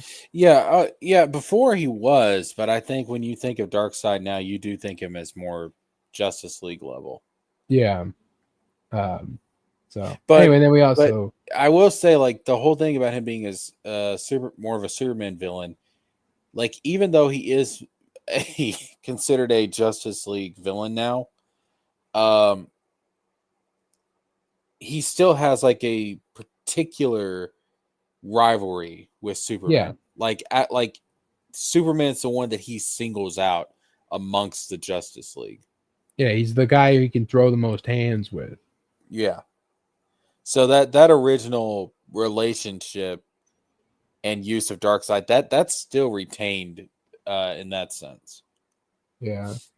I would honestly say this is like, I mean, Luthor was up there, but like General Zod was also like General Zod was bigger than Darkseid for a while. General Zod had the Terrence Stamp thing, and people knew fucking Neil before Zod for decades. Yeah. You know, like fucking say General Zod, people were gonna know who you were talking about. Say Doctor Doom, people were gonna know who you're talking about because the comics were really big. But like Luthor, and people knew who you were gonna talk about, you know, and so like you said, Thanos, said Darkseid, people were not gonna know who you're talking about, you know, like they weren't around. You know, it's crazy to think about that, just the way the culture, like who they pushed, and people would just know. Like I said, like Bizarro was more known than possibly even General Zod, if you think about it, because like General Zod was pretty up there, but like Bizarro, the idea of something being opposite because of like living in Bizarro world, right? Just it's just a cultural zeitgeist thing that like everyone can just recognize, like, oh, Bizarro just means they think the opposite. Like, and it's just so crazy because, you know, and it was No, because I remember even as a kid, like I didn't know who General Zod was, but I mean, when I was a real little kid, but I knew who Bizarro was. I was like, oh, that's evil Superman. Yeah, because like I had that VHS of the Challenge of the Super Friends cartoon. That was the one where they go back, the Legion of Doom goes like in time, like changes their origins and stuff. You know, and you got the you know, you had Bizarro in that, and he was just like evil Superman, and he was like, you know, and you, like I said, you just heard Bizarro world and stuff like that. Yeah, Luthor, Bizarro, Zod, Mental there. So I would say the real thing, if we're talking about like, Maxima is not anywhere near that. No, come on. If we're talking like cult, like people like Luthor, was that the number one? Bizarro's, yeah, probably 2. Zod's 3. I would say Mxyzptlk 4. I'd say Brainiac 4, then Mxyzptlk. As far if we're looking at like what the culture knew for the longest time, I'm thinking about like my family, right? Like my family didn't know much about all this stuff besides like what they could pick up. But like, you know, they didn't know Darkseid. You know who Darkseid was. If you go back at like 2000 and like 1999 or something, like go back and ask your uncle who Darkseid. You ain't gonna know.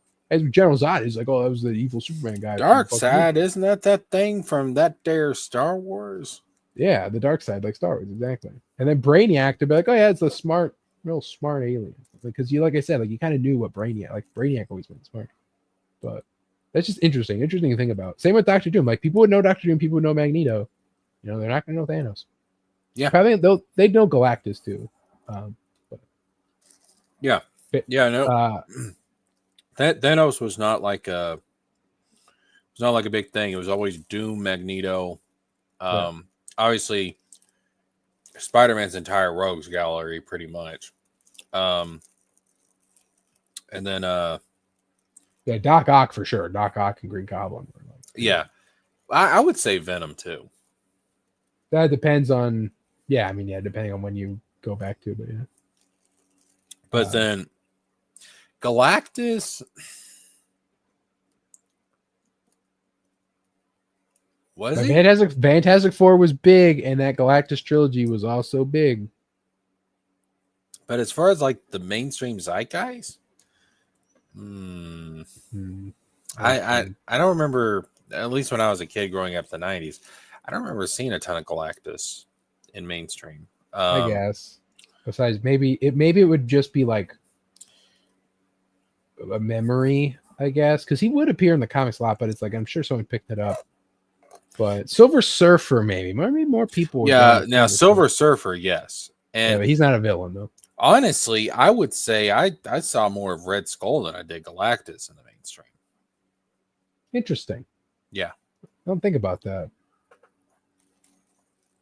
Juggernaut was also around too, because that was the animated series. He pushed him around. Yeah, Juggernaut was big. Yeah, X-Men really just like a lot of X-Men people. Toad. Toad was in the fucking movies. The 90s was a renaissance for X-Men. Mm-hmm. Yeah, between the animated series and the live action movies starting. Well, and the X-Men #1, Jim Lee's X-Men #1 is the most highest selling comic of all time. Mm-hmm. You know, that was fucking everywhere. You know, I'm telling you, man, the 90s were something else for the X-Men. So, We also have here the Ghost of Yote director Nate Fox says the entire studio celebrated when GTA 6 was delayed. That was a great day. Oh, thank God! This is what they Yeah. said. I'm sure there's so many other like gaming people that are just like, so happy that their thing got delayed, that GTA 6 got delayed, so that their game has a chance this year. Yeah, I mean, Yeah. I would not want to go up against GTA 6 if I had a game coming out. Absolutely not. No. It's gonna PlayStation at the State of Play is gonna announce Horizon 3, and then GTA 6 is gonna get delayed to that exact day. Dag. That's wow. That would Because that Horizon 1 came out the same day Breath of the Wild did. And I think Horizon 2 came out when Elden Ring did. And so they're gonna announce Horizon 3, and then GTA 6 is gonna be like bloop right there on the same day. Not today, bitch. 8 million copies sold is what X-Men #1 said. Daggum. And they had like the variant covers that was like a big poster you could put up, and then like the main one was like Magneto and he had his hands up, and there's the other one of like Wolverine and Cyclops and they're plastic, and like you could buy them all and put them together and make a big poster. Like, why would you ever want to do that? But you could, and then like, well, there's an ad. So like Spider-Man #1 by Todd McFarlane, that one was the biggest until X-Men 1 came out, literally like 2 months later. But there was an ad in one of the back of the comics. Someone said that was like the Spider-Man #1 sold, I think it was like 6 million or something like that. It was like crazy. But like, and we're gonna do it again with X-Men #1, and they fucking meant it too. Like they fucking did it. They said they were gonna do it. They did it.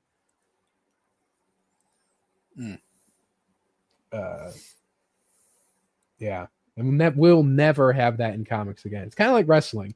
Yeah. Like it was a lightning in the bottle scenario, and while it can still do good, and we're sitting at a great culture for superhero stuff, we're never gonna have that 8 million copies sold thing. Oh yeah, you're never. I think wrestling is a good comparison. You're never gonna have another Attitude Era. No, we're in a good era now, but it's like people pointed out, you were at the point of having this like anti-authoritarian, this gritty 90s, right? Like the gritty of the late 90s. And you have this gritty product with these great talent and some good storylines. Like it was like just culture just crashed together and it exploded, Yeah, it was the perfect mixture of the right talent at the right time. Yeah. And the culture being, like I said, like it's good now. I kind of fell off of it. I kind of peek in a little bit. Still some good stuff, but you can't. Like they announced that WrestleMania might be in fucking Saudi Arabia in 2027. Get the hell out of here. Ooh, wow. Okay. Yeah, you don't do that. And Grumpy, hot take. Like superstar wise, yeah, but Hogan kind of sucks. Like I mean, like let's be honest. Like Hogan, he's a superstar, but he outstayed his welcome. He never put anyone over. Look, man. Hulk Hogan had a period of time where he was great. But if you look at his later career, the man's overrated. Oh yeah. He was overrated by the time he was champion WCW. That was like, but he like when you look at the character, the culture, Hogan's huge. Like Hogan as a cultural impact was huge. Yeah, now if we're talking about like in terms of like what he did for for wrestling like cultural and stuff, cultural, pop culture, man had a cartoon, man was in movies. That's true. Cannot be undersold. But as far as like wrestling goes, they were bad. Like Roddy Piper was fucking great. Roddy Piper, I don't think was ever even champion, ever even world champion. Jake the Snake never won a title. Great workers. But anyway, I mean, I also think there's some cultural icons like Stone Cold, The Rock, the Undertaker. My favorite. The Rock is probably the most standout from the Attitude Era, I would say, because to this day he's still part of pop culture. Yeah, he was the biggest because he was young. Like Stone Cold was older at the time of the Attitude Era. The Rock was younger, so he was the young upstart, like big cool guy, and then Stone Cold, of course, being the tough and gritty older badass, you know. And so like there was the perfect two sides of the coin. You had your Mick Foley's, you had, like you said, your Undertakers. Of course, Undertaker's my favorite. You know, all of whom look up to Hogan. Guess what, Grumpy? Except the Undertaker, who hates Hulk Hogan.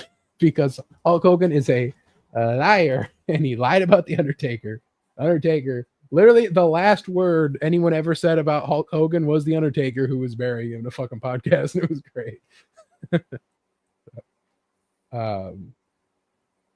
So anyway, well, and like even like Hogan, like Japan, like Hogan was in Japan, but Japan had wrestling. Andre the Giant.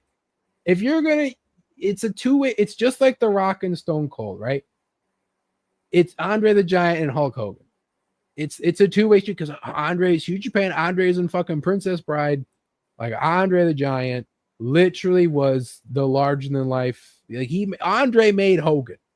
Andre made fucking Hogan. That big slam and all that, you know, like that made Hogan. So like it's a perfect storm, really. I mean, like even Piper had his way of making Hogan big. A Warrior was great. Warrior's great, except he just was limited in the ring. But then after a while, like once we reached WCW time, like okay, you know, the Hogan don't need to be winning no championships and being the big cool guy, you know. But NWO was still really popular, so it's like, who am I to say? But anyway, pinned to the top of chat, of course, is the Ask Us Anything. I will read an old one because this person had meant to put this in the Ask Us Anything, but did not do it correctly. But Swan asked if we have bad handwriting. My print is pretty fucking bad. My cursive is pretty fucking good. I actually prefer to write in cursive. Interesting. I haven't written in cursive besides like signatures, but like, I haven't written in cursive in many a year. Like I've been very long time. Ever since we learned it the one time, and then they immediately the year after stopped teaching it in all schools ever. But no. So yeah, I don't. My cursive probably fine. I just don't like cursive. But no, my actual handwriting, as Swan knows, is awful. Terrible, chicken scratch, awful stuff. That's one reason why I started writing more in cursive, is because I realized pretty early on, I was like, yeah, my print just sucks. So I was like, you know what? Instead of doing print, I realized I write much better in cursive. And I was like, I'm going to start using cursive as much as I possibly can. And I have. Because it's better. It looks better. It's clearer. It's cleaner. Grumpy says, my print will survive. My cursive has been destroyed. I hope to change that in art school. I mean, cursive's fine. Yeah, like it has its place, but it also feels like it feels so antiquated now that it feels like you should be like, yeah, I have print or I type. You know? Hey man, I'm just saying, if it was good enough for the founding fathers to write the Constitution on, it's good enough for me. Did print even exist back then, though? I don't only cursive? Know. Was it only cursive? That's a rabbit hole to go in. Curves is great for comics and logos. Yeah, but who hand does their logos though, Grumpy? There's computers do that. I know you do, Grumpy, but I'm saying, like, you know, my logo does not have any cursive in it. It also depends on what you're going for. Grumpy says no, a cursive or a print did not exist. It was only cursive or like calligraphy. Anyway, okay. So the first actual question in here is from Grumpy. I don't know how to make logos on computers. Just get Photoshop and you just clickety clack and it's you figure it out. I learned Photoshop's your best friend. I learned Photoshop I didn't even get Photoshop until recently, but like I learned how to do graphic design when I was 15. Self-taught. Anyway, so Grumpy asked, do you believe Insomniac can still make good games? Do you believe they can escape communism? I don't know what the fuck that last part means, but okay. The SJW stuff, I believe, is what he means. I mean, look, man, everybody's going to have to get over it. Like, there's going to be SJW stuff, whatever the fuck that means. Just stop worrying about it. All right. It's going to happen. You live in a world where not everybody's going to agree with you and everybody's got different worldviews. Get the fuck over it. If you mean that they can make great games in terms of how it's written, in terms of storytelling, in terms of gameplay and level design, all that stuff, yeah, of course they can. They just got to stop rushing this shit. Yeah. Yeah, that was the problem. They just rushed that game out. Like Spider-Man, and I believe they did Ratchet and Clank, right? So like Ratchet and Clank wasn't even that far after Spider-Man 1 and Miles Morales. Those were all three powerhouses, good games. I know people didn't like there was like a girl Ratchet or whatever, but that was like an alternate universe thing, and the furries liked her, so who am I to judge? But it was just that Spider-Man 2 just did not live up to the hype, and it was rushed, and it was, it was just we already went over it, so it's like we'll see what they do, like, because the biggest test for an SJW writer is to give them mutants. Because give them mutants and they're going to be fucking weird and preachy about it. And it's like, okay. Yeah. Have some nuance here. Have some subtlety. Yeah, I agree. That's actually a fantastic test, to be honest. Yeah. The Girl Ratchet Clank was fine and not commie nonsense. Well, there you go. See? That was only one game before two. So, it's not over. Nothing is over. Nothing, Grumpy. Go see if Dark Gift is still streaming. Good night, Boggy. What else do we have here? Division mode, Crisis on Infinite Earths or Secret Wars 1. You can only choose one. It was hard, but I chose Crisis. George Frizz killed me with the art in that story. Yeah, Crisis. Yeah, I haven't read either. I think really Secret Wars people only remember because of the black suit. Yeah, see, Crisis easily. I don't even think that's a contest. Secret Wars also just continued the timeline. Crisis restarts, like it changed the foundation of the comics. Yeah, I just it's not even a contest for me. It's Crisis. Then Grumpy then asked, why are we not pushing Summer Swan's channel? Let's get her numbers up, and drag her on panel more in WikiPace. Our Swan needs to spread her pretty wings and share her pretty voice. Let's go. Well, I wish she would get on live streams, to be honest with you. She can. It's just, for one, she's contractually obligated to only appear on my channel, no one else's. But contracts are made to be broken. I'm just saying that's just, I got her. Snowman escaped the plantation, but I got her. Anyway, stay tuned to possibly Swan appearing on stream more. Just not this. I mean, she has nothing. She would be the first. She'll get mad at me for saying it. She'll be the first to say she would have nothing major to contribute on this show because she doesn't care about any of the stuff we talk about. But stay tuned for future.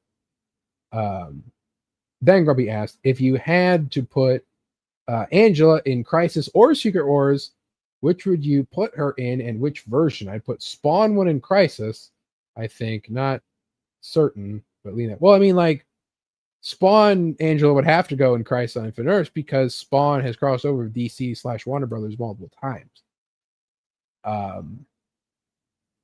You can't put her in Secret Wars, and Marvel Angela has to go in Secret Wars. DC and Spawn Angela can. But I don't know enough about her to really say.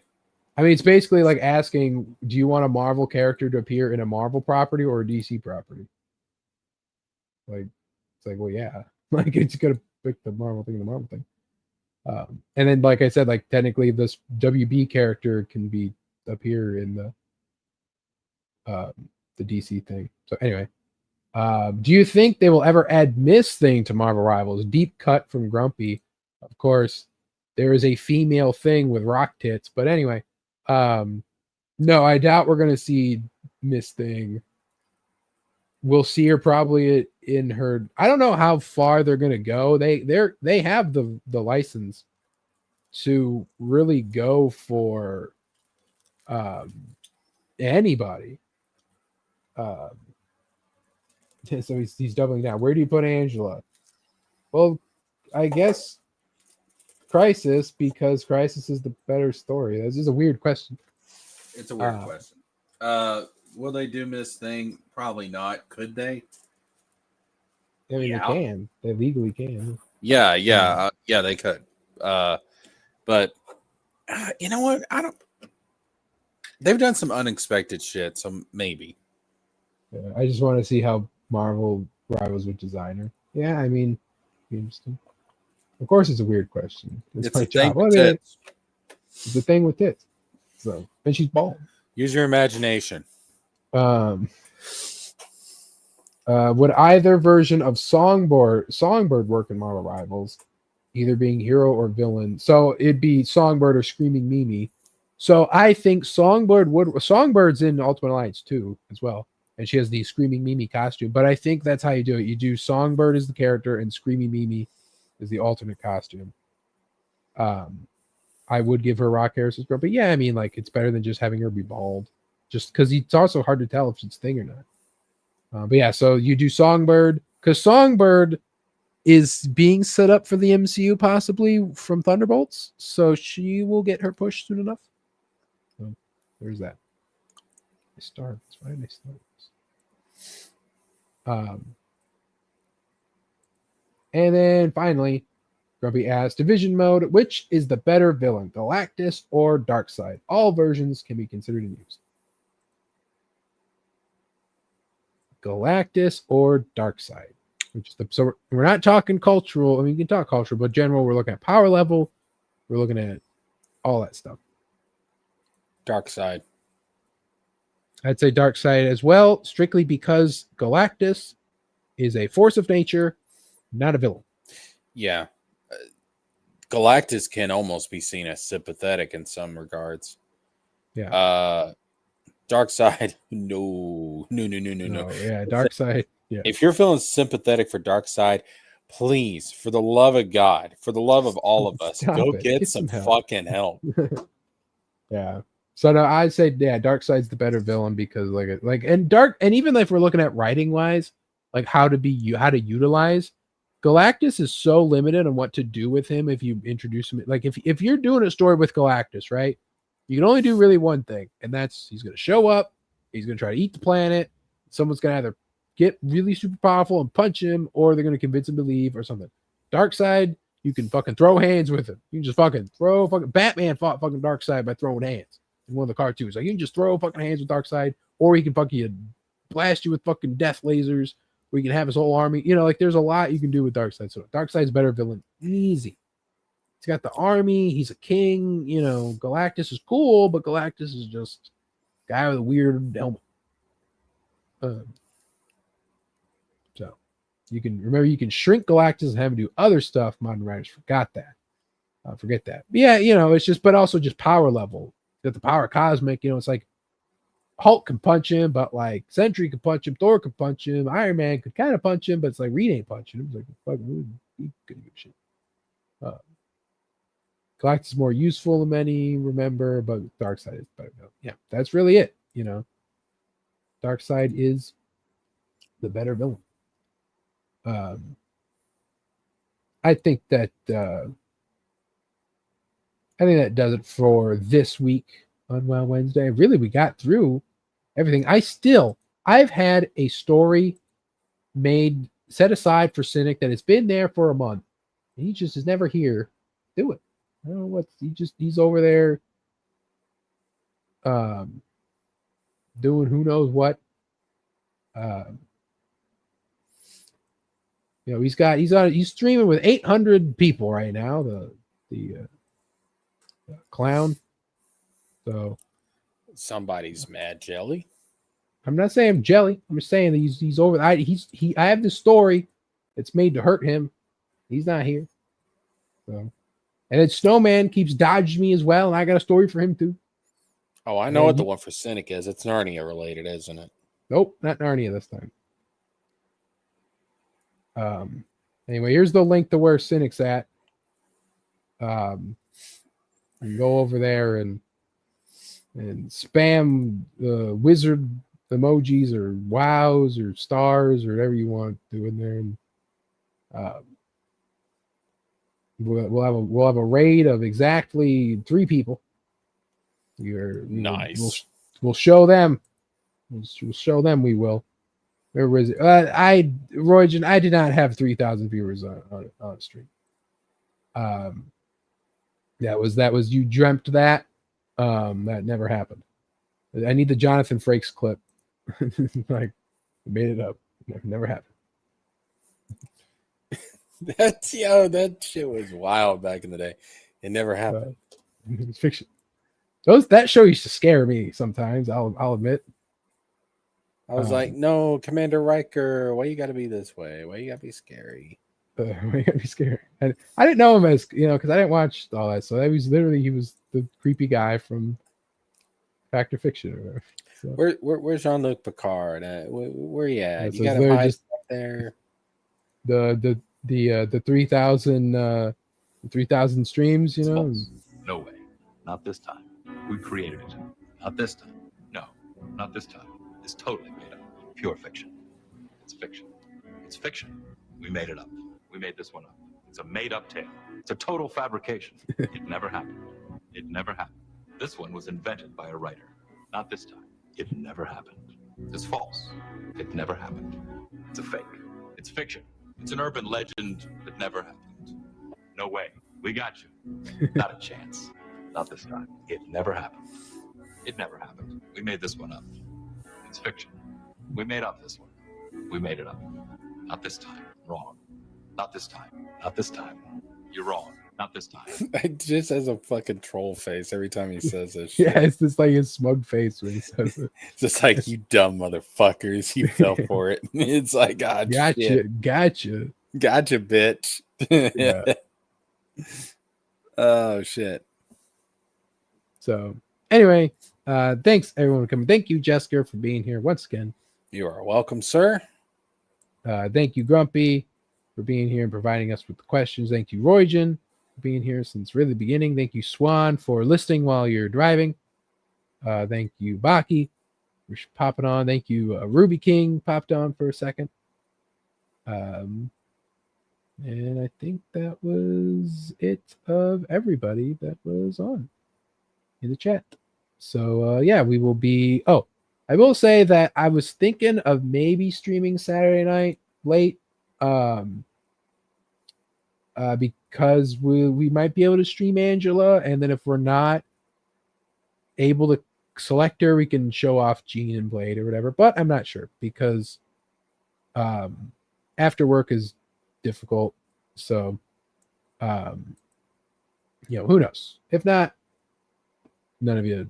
We would have done Batter Day, but I haven't read the stuff yet. Snowman's not around, and our third Batter Day host, possible Batter Day host, ran away like a coward. So anyway, yeah. So we'll be back next week, possibly Saturday, but we'll be back next Wednesday for another Wild Wednesday. 39. We're almost at 40 episodes. And before we know it, it'll be the 1 year anniversary of doing the show in October. Yay. So It's no longer a newborn, it's just an infant. Yeah. We'll have to look at something to do for that. But anyway, yeah. So thank you everyone for coming. Hope to see you again next week. And I'm going to play the outro.